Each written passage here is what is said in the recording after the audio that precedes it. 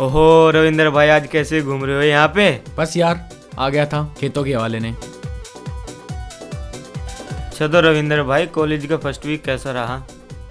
Week तो अच्छा रहा यार, पर क्या रविंदर? पर एक मासूम सा चेहरा यार, मेरे कॉलेज की एक लड़की।